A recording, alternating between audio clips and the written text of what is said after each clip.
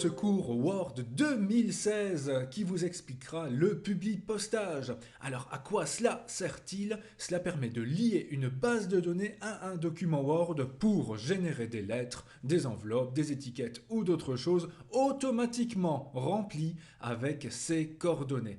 Cela nous évite de devoir retaper les informations 36 fois sur 36 lettres différentes, mais ici simplement de taper une lettre comme je montre ici dans l'exemple et d'ensuite faire en sorte que Word génère toutes ces lettres avec les bons noms et les bonnes adresses automatiquement remplies. Alors voici comment on va faire cela.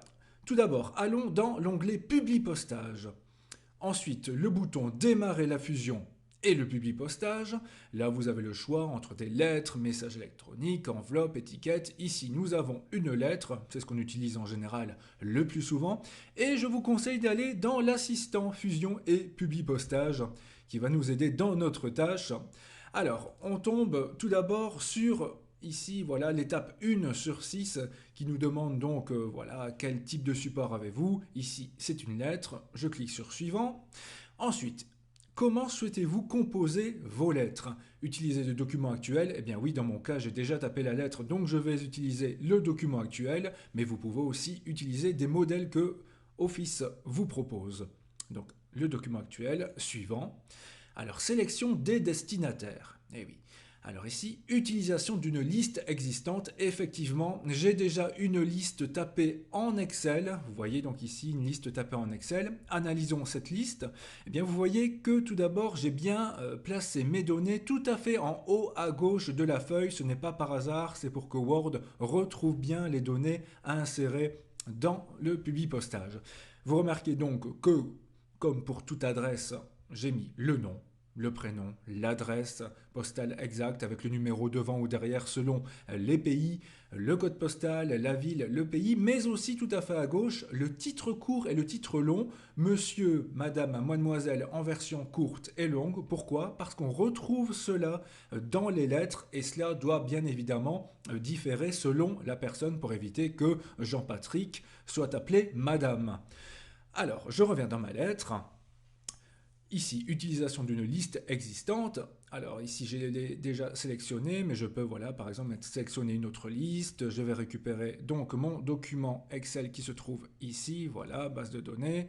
Feuille 1, puisque ça se trouvait bien sur la feuille 1 de mon document. Et remarquez, quand on fait cela, eh bien, il retrouve automatiquement, si tout s'est bien passé, si vous avez bien fait cela, eh bien, les différents noms, prénoms et les différents éléments que l'on doit retrouver dans la lettre. Là, c'est bon signe. Quand vous avez ceci qui apparaît, c'est qu'en principe, cela va bien se passer. Sinon, vous pouvez aussi créer une nouvelle liste, donc saisie d'une nouvelle liste, et là, Word vous proposera une fenêtre où vous pourrez manuellement taper toutes les coordonnées. Mais si vous travaillez avec Excel, voilà, c'est d'autant plus facile. Donc, suivante. Et là, pour l'écriture de votre lettre, eh bien, il vous propose par exemple ici directement le bloc d'adresse. Alors effectivement, cela permet d'aller droit au but lorsqu'on a une adresse à taper ici par exemple au-dessus de la date dans ma lettre, mais c'est une solution qui n'est pas très flexible et qui pourrait dans certains cas vous poser quelques problèmes. Mon conseil donc, c'est de cliquer sur autres éléments. Comme ça, on pourra choisir librement les éléments à mettre. Alors, ici, pour le destinataire. Je vais commencer par le titre court, insérer, donc monsieur, madame, mademoiselle en version courte, un petit espace, ensuite autres éléments, le nom, je ferme, un petit espace, autres éléments, le prénom. C'est une méthode un tout petit peu plus longue, mais qui m'assure de ne pas faire de bêtises. Ensuite, je me place en dessous pour mettre cette fois-ci l'adresse. On peut séparer parfois adresse et numéro, ici je l'ai mis ensemble. Je ferme. À la ligne d'en dessous, je vais mettre le code postal. Voilà, insérer. Un petit espace, autres éléments, la ville.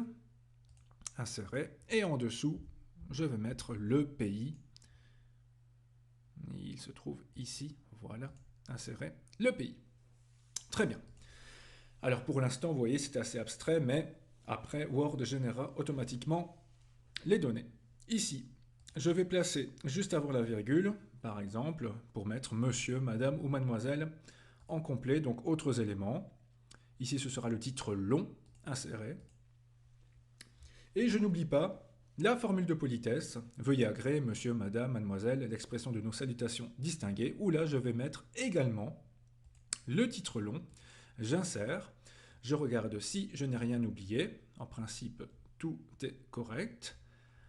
Voilà, donc vous personnaliserez cela selon votre lettre. Alors, je vais cliquer sur Aperçu de vos lettres pour voir si cela s'affiche bien. Et bien voilà, pour par exemple mon premier destinataire, Monsieur Pieuvre Jean-Patrick, l'adresse, la ville, le pays, Monsieur qui se trouve bien ici, et dans la formule de politesse, nous retrouvons également Monsieur. Et je peux ainsi parcourir les destinataires, ça vous permet par exemple de voir si vous avez suffisamment de place pour que toutes les adresses s'affichent. Donc voilà, dans mon cas, ça me paraît parfait. De manière générale, dans les lettres, on met la signature et le destinataire à 9 cm avec un retrait gauche de 9 cm par rapport au bord gauche. C'est une convention, ainsi vous ferez les choses propres. Même chose évidemment pour la signature à 9 cm. Voilà, dans mon cas, tout semble bien se dérouler. Eh bien, je vais passer à la dernière étape suivante, fin de la fusion, où je vais donc modifier les lettres individuelles, tous, pour voir un tout petit peu ce que cela donne. Et bien voilà, j'ai en quelque sorte un nouveau document Word avec toutes les lettres prêtes à être imprimées. Chaque lettre, comme vous pouvez le voir, a un nom, une adresse tout à fait différent, comme c'était prévu. Donc vous voyez que cela pourra vous faire gagner énormément de temps. Voilà à quoi sert le publipostage dans Word.